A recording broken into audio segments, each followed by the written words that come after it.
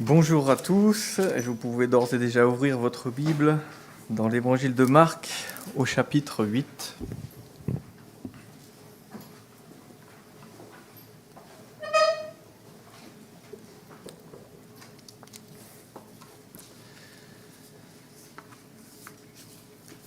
Nous allons avancer un petit peu dans notre découverte de la personne de Jésus-Christ. On a chanté ce matin « Te ressembler Jésus » et pour le ressembler, encore faut-il chercher à le connaître et à le connaître toujours mieux.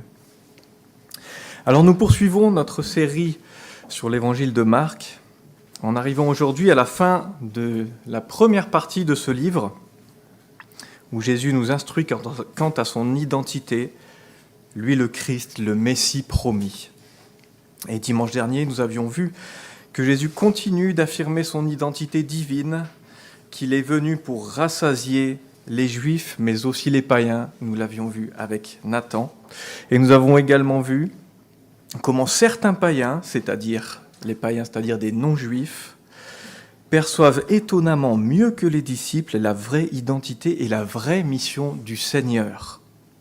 À l'image de la femme syrophénicienne, souvenez-vous, qui s'humilie profondément devant Jésus. Rappelez-vous, il y a cette comparaison comme avec des petits chiens qui mangent les miettes qui tombent de la table. En fait, elle avait perçu mieux que les disciples son besoin. Elle avait perçu qu'elle n'avait besoin que de lui, et tout en reconnaissant à la fois sa puissance, mais aussi sa compassion, sa bonté, et sa grâce, elle savait qu'elle n'avait besoin que de lui pour intervenir puissamment pour guérir sa fille. Et aujourd'hui, nous clôturerons la première section de ce livre. Il s'en suivra une pause pendant le mois de décembre, où on recentrera un peu le thème autour de Noël. Nous reprendrons l'étude de Marc dès le mois de janvier. Alors dans notre texte, ce matin, nous allons voir comment les Juifs, et les disciples particulièrement, peine à saisir qui est réellement Jésus et quel est le sens de sa venue. Lisons au chapitre 8, à partir du verset 10. Souvenez-vous, la section juste avant, il y avait cette deuxième multiplication des pains chez les païens et nous poursuivons. Aussitôt, il, c'est-à-dire Jésus, monta dans la barque avec ses disciples et se rendit dans la région de Dalmanutha, en Galilée. Les pharisiens arrivèrent, se mirent à discuter avec Jésus pour le mettre à l'épreuve. Ils lui demandèrent un signe venant du ciel. Jésus soupira profondément dans son esprit et dit : « Pourquoi cette génération demande-t-elle un signe ? Je vous le dis en vérité, il ne sera pas donné de signe à cette génération. » Puis il les quitta et remonta dans la barque pour passer sur l'autre rive. Les disciples avaient oublié de prendre des pains. Il n'en avait qu'un seul avec eux dans la barque. Jésus leur fit cette recommandation : « Attention, méfiez-vous du levain des pharisiens et du levain d'Hérode. » Les disciples raisonnaient entre eux et disaient : « C'est parce que nous n'avons pas de pain. » Jésus, le sachant, leur dit : « Pourquoi raisonnez-vous sur le fait que vous n'avez pas de pain ? Ne comprenez-vous pas et ne saisissez-vous pas encore ? Avez-vous encore le cœur endurci ? Vous avez des yeux et vous ne voyez pas. Vous avez des oreilles et vous n'entendez pas. Ne vous rappelez-vous pas, quand j'ai rompu les 5 pains pour les 5000 hommes, combien de paniers pleins de morceaux avez-vous emporté ? 12, lui répondit-il. Et quand j'ai rompu les 7 pains pour les 4000 hommes, combien de corbeilles pleines de morceaux avez-vous emporté ? 7, répondit-il. Et il leur dit : comment se fait-il que vous ne compreniez pas encore ? Ils se rendirent à Bethsaïda, on amena un aveugle vers Jésus et on le supplia de le toucher. Il prit l'aveugle par la main et le conduisit à l'extérieur du village. Puis il mit de la salive sur ses yeux, posa les mains sur lui et lui demanda s'il voyait quelque chose. Il regarda et dit « J'aperçois les gens, et je vois comme des arbres, et ils marchent. » Jésus lui mit de nouveau les mains sur ses yeux, et quand l'aveugle regarda fixement, il fut guéri et vit tout distinctement. Alors Jésus le renvoya chez lui en disant « N'entre pas dans le village et n'en parle à personne. » Jésus s'en alla avec ses disciples dans les villages voisins de Césarée de Philippe. Il leur posa en chemin cette question « Qui suis-je d'après les hommes ?» Ils répondirent « Jean-Baptiste d'après certains, Élie d'après d'autres, l'un des prophètes. » « Et d'après vous, qui suis-je » leur demanda-t-il. Pierre lui répondit « Tu es le Messie. »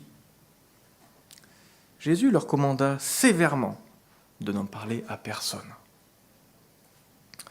Alors il commença à leur enseigner qu'il fallait que le Fils de l'homme souffre beaucoup et qu'il soit rejeté par les anciens, par les chefs des prêtres et par les spécialistes de la loi, qu'il soit mis à mort et qu'il ressuscite le 3e jour. Il leur disait cela ouvertement. Alors Pierre le prit à part et se mit à le reprendre. Mais Jésus se retourna, regarda ses disciples et réprimanda Pierre en disant « Arrière, Satan, car tes pensées ne sont pas les pensées de Dieu, mais celles des hommes. » Jusque-là, notre lecture.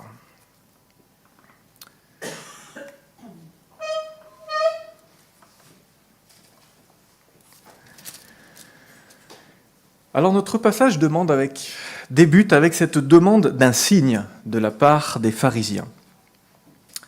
Mais le texte au verset 11 nous dit que c'est pour éprouver Jésus et pour le piéger en public.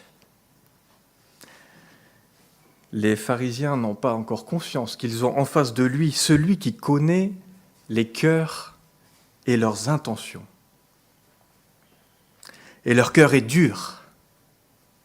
Souvenez-vous, la prédication du semeur, leur cœur, il est comme ce sol dur et rocailleux. Au chapitre 4, dans la parabole, et vous vous souvenez, ce geste qu'Aurélien avait fait en jetant de la semence, je pense que ceux qui sont au premier rang s'en souviennent encore mieux que ceux qui étaient derrière. Et voilà cette graine qui rebondit sur un sol dur. Et c'est ainsi qu'est le cœur des pharisiens.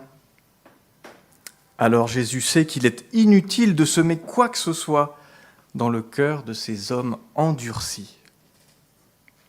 Et d'ailleurs, n'ont-ils pas été déjà témoins de nombreux signes et de nombreux miracles de la part de Jésus ? Au moins, ils en ont entendu parler, sa renommée était grandissante.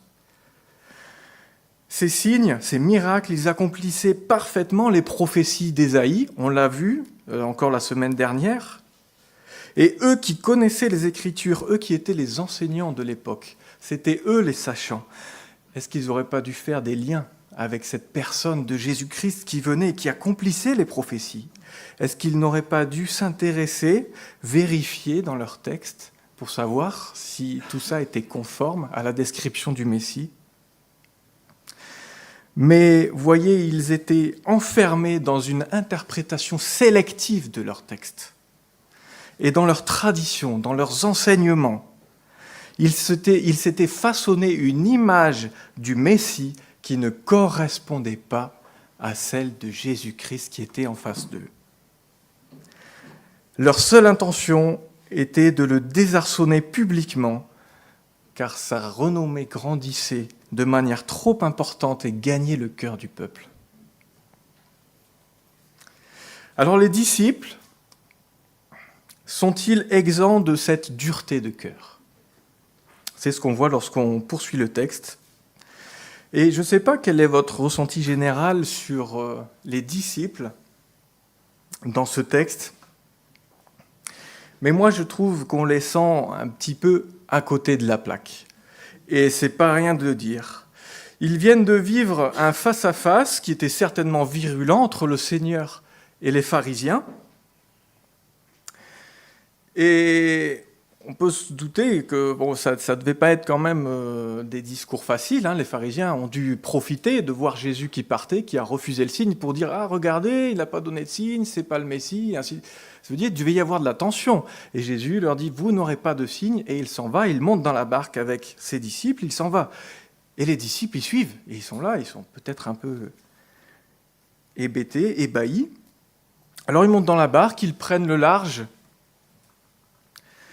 Et Jésus va profiter de ce moment à l'écart pour les enseigner au sujet de ce qu'ils viennent de vivre. Quel est l'enseignement de Jésus pour ses disciples au verset 15 ? Verset 15, méfiez-vous du levain des pharisiens. Quelle est la réponse des disciples ?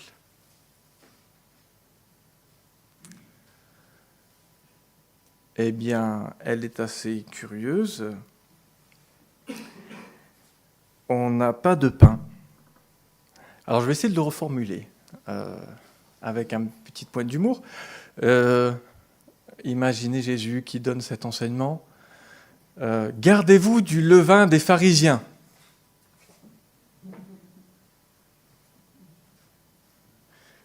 Les mecs, je crois qu'on a oublié le pain. Là.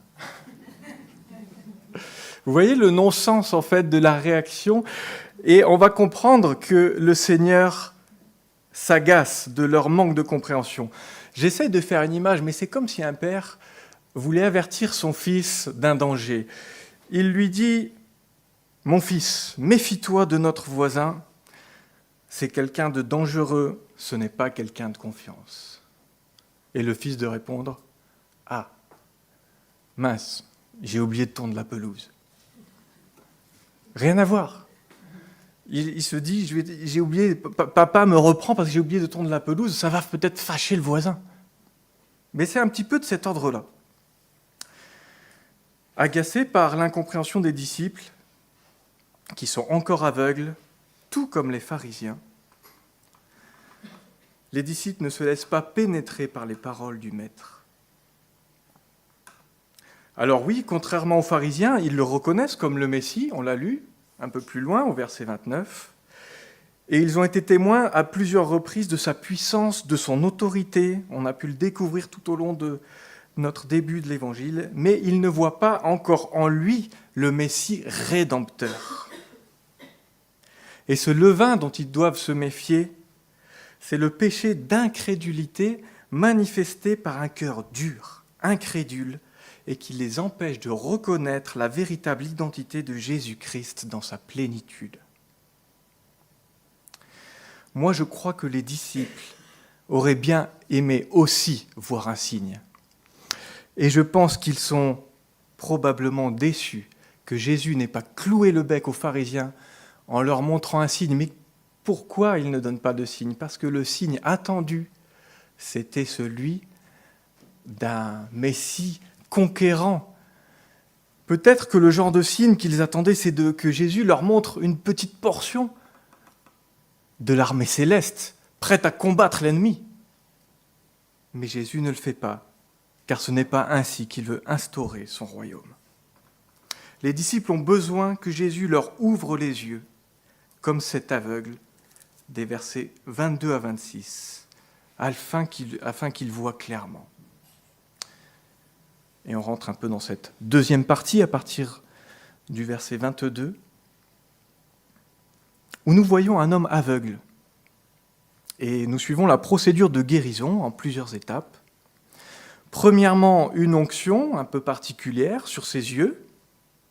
L'homme voit trouble au verset 24. Puis, une deuxième onction, l'homme voit alors distinctement. Que s'est-il passé pour que Jésus s'y prenne à deux fois ? Est-ce que Jésus a manqué de puissance ? Peut-être était-il encore désarçonné de sa lutte avec les pharisiens, avec les disciples ? Non, bien sûr. Mais l'occasion est saisie par Jésus pour enseigner ses disciples. Il veut les conduire vers une compréhension plus complète sur sa personne. Et on peut faire un parallèle, c'est assez marquant. Il y a l'homme de Bethsaïda qui est aveugle d'un côté, et les disciples le sont aussi. Avez-vous des yeux et vous avez des yeux et vous ne voyez pas, leur dit le Seigneur dans la barque. Ensuite, l'homme voit partiellement. Les disciples aussi confessent le Seigneur et ils l'ont reconnu comme le Messie, mais sans saisir encore le but de sa mission. Et enfin, l'homme voit distinctement au verset 25. Et c'est ce que les disciples vont continuer d'apprendre. Et ils verront distinctement, on le verra dans la suite de notre étude à partir du mois de janvier, pour continuer de découvrir le Seigneur. Suite à cet épisode de guérison, le Seigneur va tenter de faire comprendre aux disciples le vrai but de sa mission.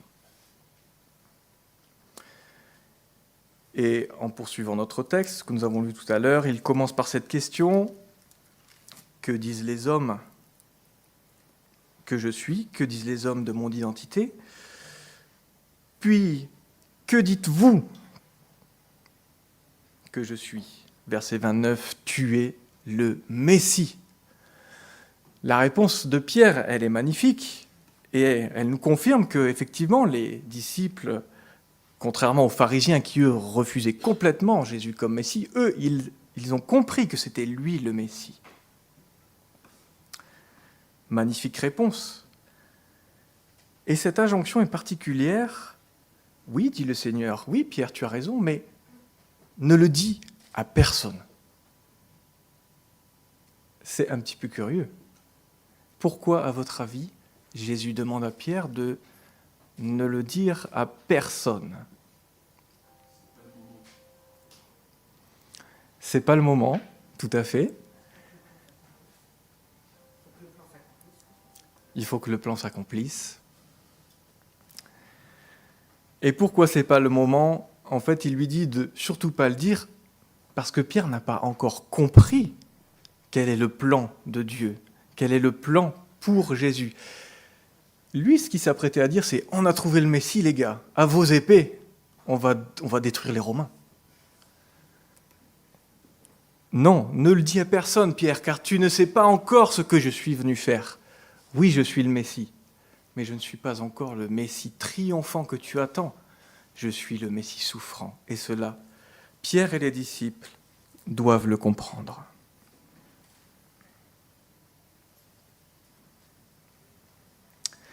C'est alors que Jésus, au verset 31, et c'est la première fois qu'il le fait d'une manière totalement distincte, totalement ouverte, il leur déroule le plan divin. Lisez avec moi. Il faut que le Fils de l'homme souffre beaucoup, qu'il soit rejeté par les hommes, qu'il soit mis à mort et qu'il ressuscite le 3e jour. Quelle surprise pour Pierre! Et cela, ça en fait trop pour lui à ce stade de sa compréhension. Ses paroles sont inaudibles et c'est ce qui le pousse à contrer son maître. Non, Seigneur, tu te trompes, tu ne peux pas mourir. Tu vas triompher, tu vas te battre, tu vas écraser l'ennemi. Arrière de moi, Satan. Et là, c'est poignant pour nous. On se dit, non, mais là, Seigneur, c'est trop fort. Tu peux pas l'assimiler à Satan quand même. C'est un de tes disciples. Et il faut juste un petit peu décortiquer. Ça nous choque, cette expression, mais pourtant, dans son inconscience, dans son aveuglement, Pierre et ses compatriotes s'opposent au plan rédempteur de Dieu, tout comme Satan avait tenté de le faire. Souvenez-vous, au début de l'Évangile, au chapitre 1, quand il avait tenté Jésus dans le désert, il cherchait à mettre court immédiatement à son ministère. En s'opposant ainsi au plan de Dieu, à cette mort qui est partie prenante du plan et partie centrale du plan de Jésus, en s'opposant à cela, Pierre rejoint le club de Satan. On n'aurait pas aimé être à la place de Pierre à ce moment-là. Il est celui qui ne voit pas, il est celui qui ne comprend pas, il est celui qui se fait sévèrement rabrouer. Mais pourtant, à sa place, est-ce qu'on aurait mieux compris ? Est-ce que nous aussi, on n'est pas des fois un petit peu lents à croire, lents à comprendre ? Aujourd'hui, nous avons l'Écriture, la révélation complète du plan divin et le détail de l'identité parfaite de Jésus-Christ. Quel cadeau! Et ce n'est pas grâce à nous, ce n'est pas grâce à notre intelligence, mais par pure miséricorde. Alors, partageons ce trésor. Alors, je pensais à quelques applications qu'on pouvait tirer pour nous aujourd'hui de ce texte. Premièrement, peut-être pour quelqu'un qui n'est pas croyant, et ce matin, tu as du mal à croire, et toi aussi, tu voudrais un signe, comme les pharisiens le demandent au début de notre texte.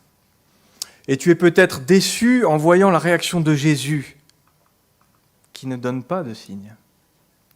Pas forcément, on ne dit pas que Jésus ne peut pas donner de signe.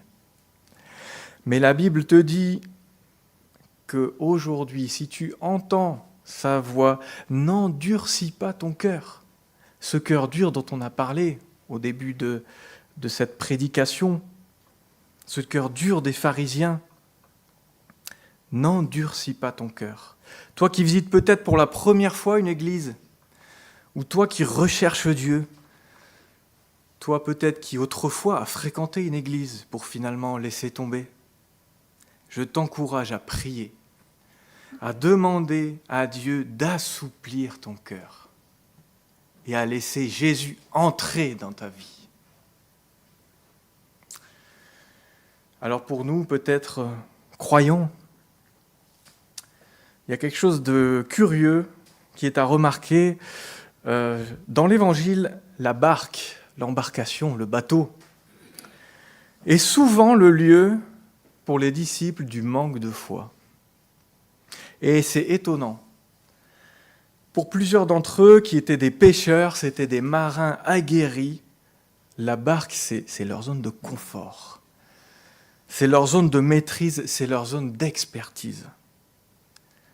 Et peut-être pour nous aussi, dans nos secteurs d'expertise, nous pouvons être plus prompts à l'aveuglement spirituel, à laisser Dieu de côté ou à négliger son identité toute puissante. Je gère. Seigneur, ici, j'ai pas besoin de toi. Vous avez des oreilles et vous n'entendez pas. On peut se poser la question alors, qu'est-ce qui dans ma vie fait que je n'écoute pas ? Qu'est-ce qui dans ma vie, où sont les zones de confort qui peut-être me font mettre Jésus à l'écart ? J'ai pensé en tout cas pour nous croyants à une application, mais peut-être chacun aussi pourra réfléchir de son côté, mais la barque, qui est le domaine de prédilection des disciples, pourrait être comparée à l'Église, à quelqu'un qui a grandi dans l'Église depuis des années, qui connaît la Bible et qui se serait fait une image de Jésus-Christ et de Dieu bien définie, bien préconçue, à l'écoute des enseignements qu'il a reçus, à l'écoute de la Bible. Il pense être dans une connaissance parfaite ou presque parfaite de Dieu. Il pense en avoir une image très proche de la réalité. Et finalement, il n'est plus à l'écoute pour voir et découvrir qui est Dieu réellement et pas tel qu'il voudrait qu'il soit. D'autant plus que la parole nous le dit, nous sommes tous invités à croître dans la connaissance du Seigneur. Et penser y être parvenu, ce serait sûrement minimiser la grandeur de Dieu. Alors demandons à Dieu d'avoir cette sagesse, de nous laisser renouveler dans nos images préconçues de sa personne pour le découvrir tel qu'il est, tel que la Bible nous le révèle. Et quel réconfort aussi de considérer que Jésus connaît les cœurs. C'est ce qu'on a vu dans notre texte. Et autour de nous, auprès des gens que nous côtoyons, dans notre évangélisation, soyant dans sa dépendance, il connaît le cœur de notre prochain. Et notre responsabilité est de semer. Jésus est aux commandes du reste. Et on peut parfois être tenté de bourriner l'évangile. Lorsqu'on aime particulièrement quelqu'un, dont le salut nous tient à cœur. Mais voilà, Dieu connaît le cœur et il me semble peut-être parfois plus efficace de prier pour que cette personne ait soif de l'évangile, pour que Dieu lui donne un cœur disposé, prêt à recevoir la semence. Et enfin, une dernière application qui est peut-être l'une des plus encourageantes dans nos vies, eh bien, c'est la reconnaissance et la joie qui doit nous saisir. Il nous a ouvert les yeux, et ce n'est pas de notre ressort, mais par la grâce de Christ, par la grâce de Dieu seul. Là où les disciples ont tant peiné à comprendre que l'identité de leur maître était indissociablement liée à sa mission salvatrice, nous avons la grâce de posséder la révélation complète du plan rédempteur de Dieu, la Bible. C'est la parole de Dieu qui nous parle de Jésus-Christ, le Messie puissant, qui est aussi le Messie souffrant, qui a vu mes besoins, qui est venu pour régler mon problème, le péché. En mourant sur la croix, il a pris ma punition. Et nous connaissons tous ce merveilleux chant, Amazing Grace, et qui nous dit, je traduis directement en français pour vous éviter de faire mal à vos oreilles avec mon accent anglais à couper au couteau, grâce infinie de notre Dieu, qui un jour m'a sauvé. J'étais perdu, on peut dire aussi j'étais aveugle, comme les disciples, errant de lieu en lieu, quand il m'a retrouvé. Et pour conclure, je vous invite cette semaine à avoir à cœur cette recommandation de l'apôtre Pierre en 1 Pierre 3, 18, qui est de croître dans la grâce et dans la connaissance de Jésus-Christ, notre Maître. Gardons cela à cœur toute cette semaine, dans nos lectures, dans nos prières, dans nos requêtes, pour apprendre à le connaître, lui, toujours mieux. Et je finirai par prier. Seigneur, merci parce que tu nous as ouvert les yeux. Cela n'est pas dû à notre intelligence, cela n'est pas dû au fait que nous ayons mieux compris que les autres, mais cela est pure grâce de ta part. Merci parce que tu nous as laissé la Bible, ta parole. Merci parce que nous pouvons nous y nourrir, nous pouvons te découvrir tel que tu es vraiment. Aide-nous, Seigneur, à ne pas rester dans nos prérequis, dans ce que nous imaginons, nous pensons de toi, mais d'être constamment renouvelés dans notre entendement, dans notre intelligence par la parole, par la lecture de la Bible et la communion avec toi. Seigneur, c'est un trésor que tu nous as laissé, que tu nous aides à en faire bon usage. Nous te prions aussi aujourd'hui, pour que si quelqu'un a le cœur dur, aujourd'hui, ce matin, dans cette salle, dans nos familles, nos amis, les gens que nous côtoyons, tu puisses, Seigneur, assouplir le cœur de cette personne pour qu'il te reçoive, pour qu'il saisisse ton identité parfaite, pour qu'il te laisse entrer dans sa vie afin d'en être transformé et de goûter dès maintenant au ciel et qu'il soit sauvé. Seigneur, c'est une requête, une supplication que nous te faisons pour nombre de personnes qui nous entourent et que nous aimons. Aide-nous à poursuivre de semer cette bonne nouvelle. Ouvre les yeux, guéris-nous de nos aveuglements pour te voir toujours mieux. Amen.